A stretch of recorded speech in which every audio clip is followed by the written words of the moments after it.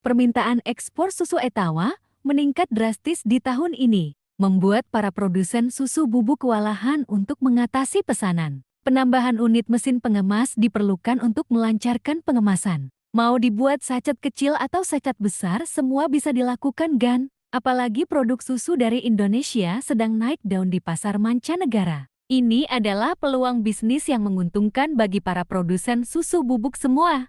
Ingin bisnis susu bubuk Anda meningkat omsetnya? Jangan lupa perbaiki kemasannya ya.